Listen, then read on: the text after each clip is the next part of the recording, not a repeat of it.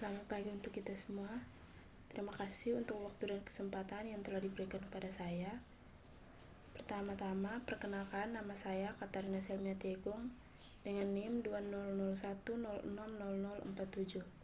Di sini saya akan membawakan materi tentang asam amino dan protein. Yang pertama yaitu pengertian asam amino. Asam amino adalah senyawa paling sederhana sebagai unit dasar penyusun molekul protein. Protein dari semua spesies makhluk hidup, dari bakteri hingga manusia, tersusun dari molekul-molekul asam amino. Ada 20 jenis asam amino standar yang menyusun semua jenis protein yang ada di bumi. Yang kedua yaitu rumus kimia asam amino. Rumus bangun asam amino secara umum dapat digambarkan sebagai berikut, seperti yang ada pada slide. Asam amino disebut juga sebagai asam alfa amino karena gugus amino yaitu NH2 dan gugus asam karboksilat yaitu COOH terikat pada atom C alfa. Atom C alfa yaitu atom C terdekat dengan gugus karboksil. Selain gugus amina dan gugus asam karboksilat, terdapat pula gugus R yang biasa disebut rantai samping dan atom H.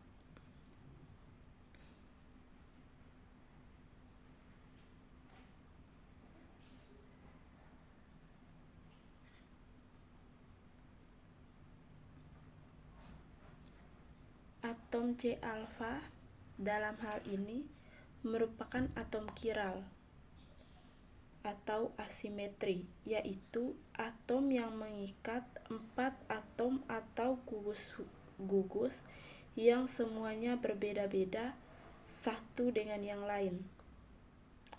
Karena itu, maka asam amino merupakan senyawa optis aktif. Telah diketahui bahwa semua asam amino yang ditemukan dalam protein memiliki konfigurasi yang sama, yaitu konfigurasi L sesuai dengan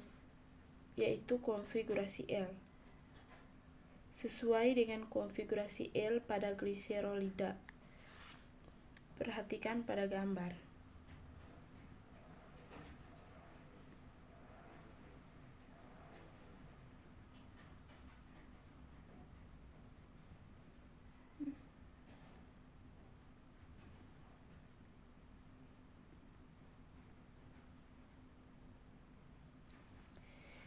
Ini pada konfigurasi gliserolida, jika gugus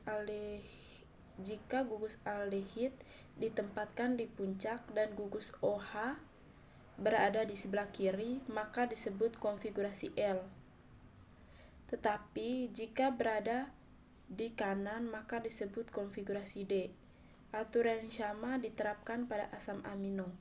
Pada asam amino alami dari protein ditemukan bahwa jika gugus karboksilat ditempatkan di puncak, maka gugus prioritas 2 yaitu NH3+ berada di sebelah kiri.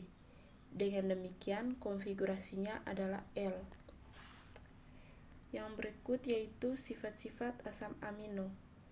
Semua molekul asam amino kecuali glisin memiliki sifat stereoisomer, yaitu molekul yang mempunyai atom C kiral. Asam amino standar ada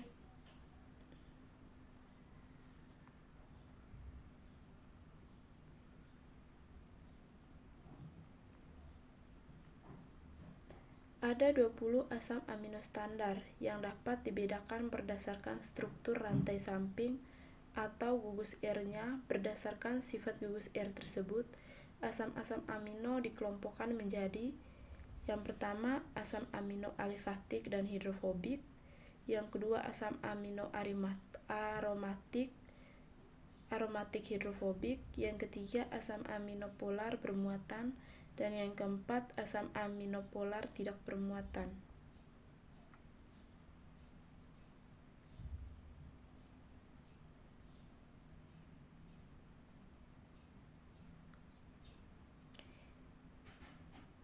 Asam amino alifatik dan hidrofobik terdiri atas glisin dan alanin.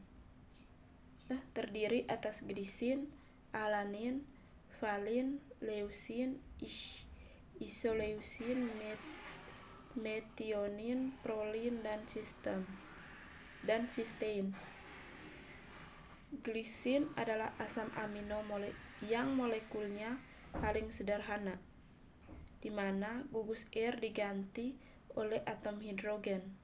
Karena itu, glisin memiliki 2 atom H pada C alfa dan tidak memiliki atom C chiral, dan karena itu tidak memiliki bentuk stereoisomer.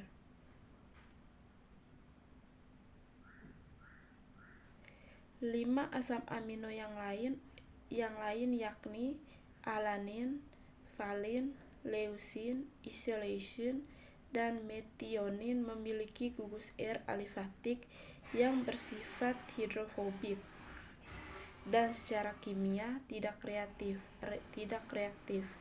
Hidrofobik artinya tidak dapat tercampur dengan air. Yang kedua yaitu asam amino aromatik hidrofobik.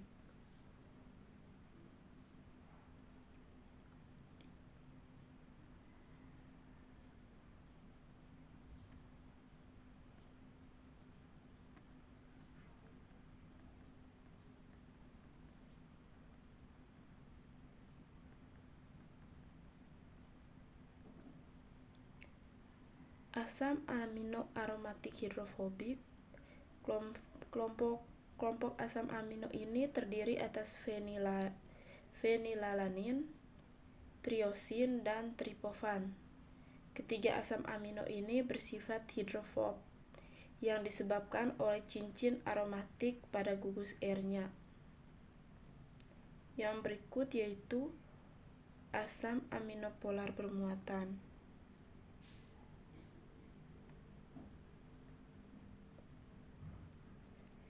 Asam amino polar bermuatan. Asam-asam amino pada kelompok ini juga memiliki atom-atom keelektronegatifan seperti nitrogen dan oksigen pada rantai sampingnya. Namun demikian, atom-atom tersebut tidak sampai mengalami protonasi maupun deputonasi. Pada pH netral sehingga tidak menghasilkan muatan.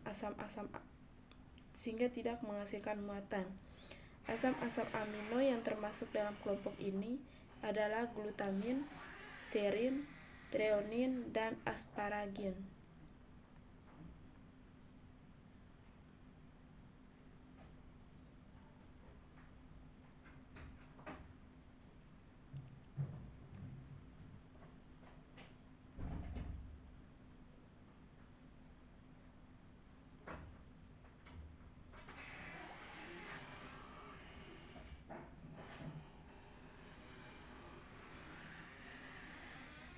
Yang keempat yaitu asam amino polar tidak bermuatan.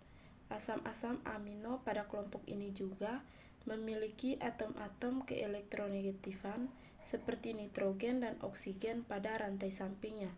Namun demikian, atom-atom tersebut tidak sempat mengalami protonasi maupun deprotonasi pada pH netral sehingga tidak menghasilkan muatan. Asam-asam amino yang termasuk dalam kelompok ini adalah glutamine, serin, treonin, dan asparagin. Glutamin dan asparagin mempunyai gugus karbonil dan gugus amino tambahan. Sementara itu, serin dan treonin memiliki gugus hidroksil dan amonin tambahan pada rantai sampingnya.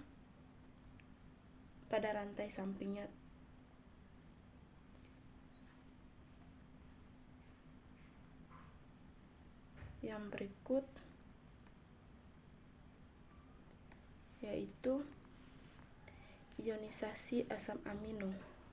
Bila asam-asam amino berikatan satu sama lain di dalam protein, hanya gugus rantai samping serta gugus amino ujung dan karboksil ujung yang bebas untuk mengalami ionisasi. Nama protein diusulkan oleh Berzelius, seorang ahli kimia Swedia, diturunkan dari bahasa Yunani protios yang artinya menempati tempat pertama. Hal itu didasarkan pada pengamatan ahli kimia Belanda Geraldus Mulder yang menunjukkan bahwa senyawa ini terdapat di mana-mana dan sangat banyak di dalam arigen hewan dan tumbuhan, sehingga beliau berkesimpulan bahwa senyawa tersebut adalah senyawa yang sangat penting.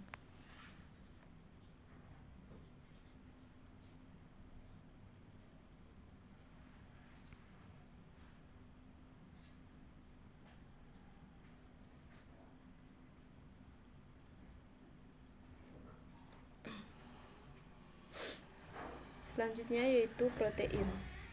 Nama protein diusulkan oleh Berzelius, seorang ahli kimia Swedia, diturunkan dari bahasa Yunani protios yang artinya menempati tempat pertama. Hal itu didasarkan pada pengamatan ahli kimia Belanda Geraldus Mulder yang menunjukkan bahwa senyawa ini terdapat di mana-mana dan sangat banyak di dalam arigen hewan dan tumbuhan, sehingga beliau berkesimpulan bahwa senyawa tersebut adalah senyawa yang sangat penting.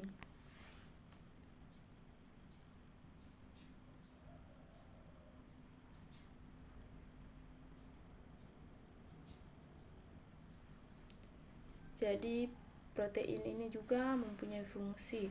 Fungsi protein yang paling banyak adalah pengikatan katalis, konduksi atau transport, kontraksi, nutrisi dan pembangun. Kadang-kadang satu jenis protein memiliki lebih dari satu fungsi. Misalnya, satu protein yang mengikat bagian tertentu molekul asam nukleat dapat mengendalikan ekspresi informasi genetik yang disandi oleh bagian molekul di sekitar itu. Yang selanjutnya yaitu struktur protein. Protein adalah salah satu makromolekul atau molekul berukuran besar yang dihasilkan oleh makhluk hidup. Molekul protein merupakan polimer yang asam-asam amino yang disambungkan melalui ikatan kimia khas yang disebut ikatan peptida. Berat molekul protein sangat besar, bisa mencapai ratusan kilo Dalton atau ratusan ribu Dalton. Sebagai contoh, berat molekul papain, salah satu enzim protease, yaitu 20,7 kilodalton atau 2.700 ribu Dalton.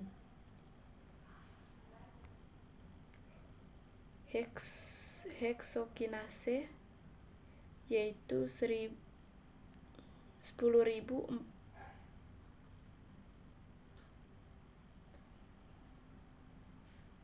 dan arginin dekarboksilase 820.000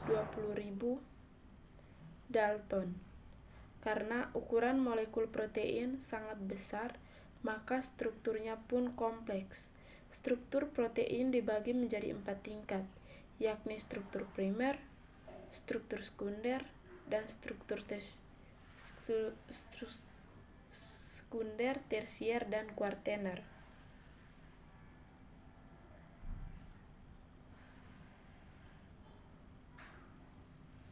Yang berikut yaitu ikatan peptida. Protein adalah polimer dari asam-asam amino yang dihubungkan melalui ikatan-ikatan peptida. Ikatan peptida adalah ikatan yang terbentuk antara atom C karbonil pada satu asam amino dengan atom N amino pada asam amino yang lain. Penulisan rantai peptida dilakukan dengan menempatkan gugus amino bebas di kiri dan gugus karboksila bebas di kanan, dan garis-garis datar penghubung di antara asam-asam amino menunjukkan ikatan-ikatan peptida.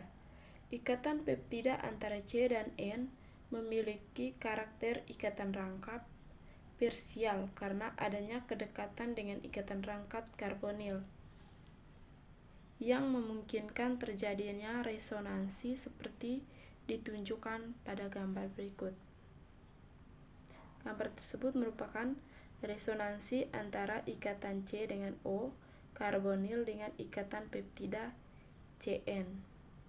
Ada 4 tingkat struktur protein, yaitu primer, sekunder, tersier, dan kadang-kadang kuartener yang akan dibahas satu persatu sebagai berikut ini. Yang pertama yaitu struktur primer. Struktur primer protein adalah urutan linear asam-asam amino yang dihubungkan melalui ikatan peptida. Struktur primer juga mencakup lokasi ikatan-ikatan kovalen lainnya, terutama ikatan disulfida antara residu-residu sistein yang saling berdekatan dalam ruang tetapi urutannya tidak berdekatan. Yang kedua, struktur sekunder. Struktur sekunder pada protein adalah pelipatan atau lekukan teratur bagian tertentu dari suatu rantai polipeptida. Ada 2 jenis struktur sekunder yang paling umum, yaitu alpha helix dan beta plated sheet. Yang ketiga, struktur tersier. Struktur tersier protein menyangkut penataan ruang asam-asam amino yang terpisah jauh dalam urutan linear seperti residu-residu yang berdekatan. Dapat pula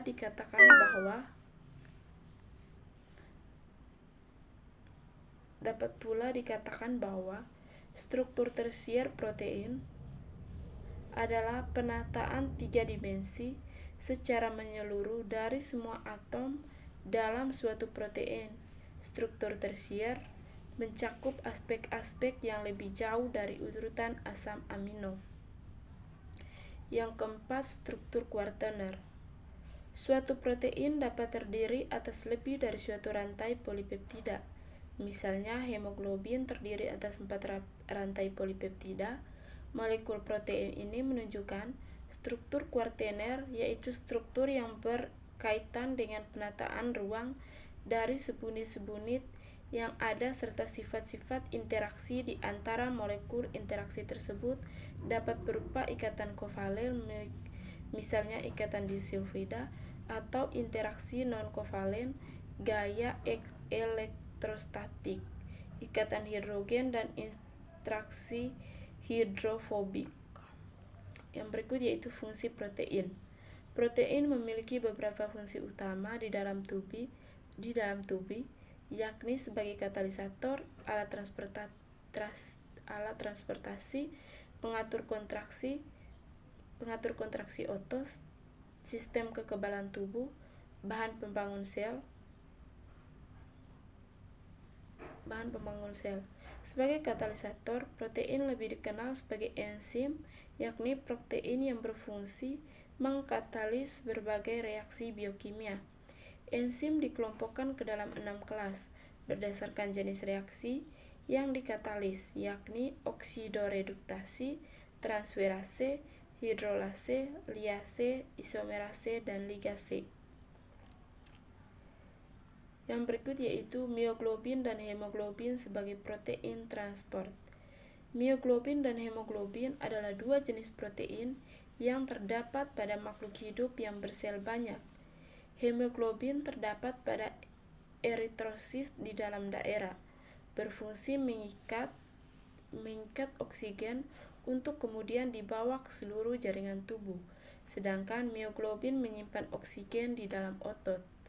Mioglobin adalah protein pertama yang ditentukan struktur 3 dimensinya menggunakan kristalografi atau sinar X. Kristalografi sinar X. Protein ini merupakan protein globular yang terdiri atas suatu rantai polipeptida yang tersusun dari 153 asam amino. Hemoglobin terdiri atas 4 rantai polipeptida, sehingga protein ini mempunyai struktur kuartener. 2 rantai disebut rantai alfa dan 2 lagi disebut rantai beta, sehingga disebut alfa 2 beta. Masing-masing rantai memiliki satu gugus heme. Gugus heme merupakan bagian non-protein yang berasosiasi dengan molekul mioglobin maupun hemoglobin dan mempunyai fungsi esensial bagi protein tersebut. Gugus heme terdiri atas buah cincin organik kompleks profofir yang mengikat satu ion Fe2+. Ion ini mempunyai 6 bilangan koordinasi, 4 terhadap atom-atom nitrogen di dalam cincin daftar porfirin dan 2 tegak lurus terhadap bidang datar tersebut. Yang berikut yaitu kolagen sebagai protein struktur. Kolagen adalah kelompok protein dengan struktur hampir sama yang membentuk serat kuat dan tak larut, terdiri atas 3 rantai polipeptida. Kolagen merupakan protein yang paling banyak pada tubuh mamalia, terutama berfungsi untuk mengikat sel-sel menjadi unit-unit tertentu. Kolagen juga merupakan bagian serat utama di dalam kulit, tulang, tendon, cartilage, pembuluh darah, dan gigi. Yang berikut yaitu pemurnian protein. Pemurnian protein dilakukan untuk mengisolasi suatu protein tertentu dari senyawa-senyawa atau jenis protein lainnya, sehingga struktural serta sifat-sifat protein tersebut dapat dipelajari. Prinsip-prinsip dasar pemurnian protein didasarkan pada beberapa sifat protein, yaitu kelarutan, ukuran molekul, muatan hidrofobisitas, dan afinitas. Teknik pemisahan yang dapat digunakan dapat berupa teknik kromatografi yang meliputi kromatografi penukaran ion, filtrasi gel, kromatografi afinitas, kromatografi interaksi hidrofobik. Yang kedua, teknik elektronegatif meliputi isoelectric focusing dan sodium disulfide, polyarilamide gel electrophoresis. 1. Homogenisasi dan pelarut. Untuk cairan biologi seperti serum, darah, atau medium kultural sel, tidak perlu dihomogenisasi, tetapi untuk sampai padatan perlu dihomogenisasi terlebih dahulu, kemudian difraksinasi menggunakan sentrifugasi diferensial. Yang kedua, stabilisasi protein. Selama isolasi dan pemurnian protein, harus dipastikan bahwa protein tersebut tidak mengalami denatur atau inaktivasi, misalnya untuk enzim, baik oleh faktor fisik maupun faktor biologis. Yang ketiga, pengujian protein. Untuk mengetahui keberhasilan setiap prosedur pemurnian protein, uji yang paling gampang adalah uji untuk enzim yang dapat mengkatalis suatu reaksi yang produknya dapat dideteksi dengan mudah. Protein selain enzim dapat diuji dengan mengamati efek biologisnya. Sebagai contoh, suatu protein reseptor dapat diuji dengan mengukur kemampuannya mengikat ligan tertentu. Yang keempat, pengendapan dengan amonia sulfat NH4 kali SO4. Pada umumnya, Tahap pertama dalam pemisahan protein adalah pengendapan dengan amonium sulfat. Amonium sulfat dipilih karena garam ini mempunyai kelarutan yang tinggi di dalam air. Metode ini didasarkan pada prinsip penurunan kelarutan protein. Di dalam larutan, garam berkonsentrasi tinggi.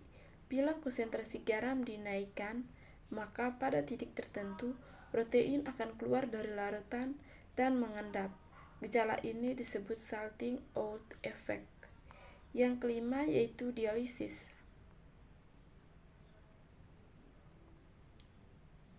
Protein yang dipisahkan dengan pengendapan masih bercampur juga dengan senyawa-senyawa lain termasuk garam amonium, sulfat, dan senyawa-senyawa dengan molekul kecil lainnya. Molekul-molekul kecil ini dapat dipisahkan dengan cara dialisis, yaitu pemisahan berdasarkan kemampuan molekul melewati membran semipermeabel. Yang keenam yaitu kromatografi filtrasi gel. Kromatografi gel filtrasi memisahkan molekul-molekul berdasarkan ukuran dan bentuk molekul tersebut. Caranya adalah sejumlah kecil larutan protein dituangkan pada ujung atas kolom yang berisi partikel-partikel berpori atau diameter 0,1 nanometer yang terbuat dari polimer tak larut tetapi terhindar, misalnya poliasrilamid atau biogel, atau karbohidrat dextran, Cepadex atau agarose ceprase. Yang berikut yaitu yang ketujuh, kromatografi pertukaran ion. Pemisahan protein dengan kromatografi pertukaran ion didasarkan pada muatan protein secara keseluruhan. Suatu protein yang memuat bersihnya negatif pada pH 7 akan terikat pada suatu kolom yang berisi butiran bermuatan positif, sedangkan protein yang tidak bermuatan atau bermuatan positif tidak akan terikat. Selanjutnya, protein bermuatan negatif yang terikat pada kolom dielusi dengan larutan NaCl. Ionisasi silakan mengkasur molekul protein negatif dari butiran bermuatan positif di dalam kolom karena kerapatan muatan negatif pada ion lebih besar daripada yang terdapat pada protein negatif. Yang berikut yaitu yang ke-8, kromatografi afinitas. Kromatografi afinitas memanfaatkan keterikatan non-bonding dan spesifik molekuler dari suatu protein terhadap molekul lain atau sebagai ligan. Ligan terikat secara kovalen terhadap suatu matriks berpori, misalnya separose, kemudian campuran protein dialirkan dari atas ke bawah melalui kolom yang berisi ligan terikat tersebut. Misalnya yang digunakan adalah ligan terlarut, maka langkah berikutnya adalah menghilangkan molekul-molekul ligan tersebut, biasanya dengan cara dialisis. Baik, sekian materi dari saya.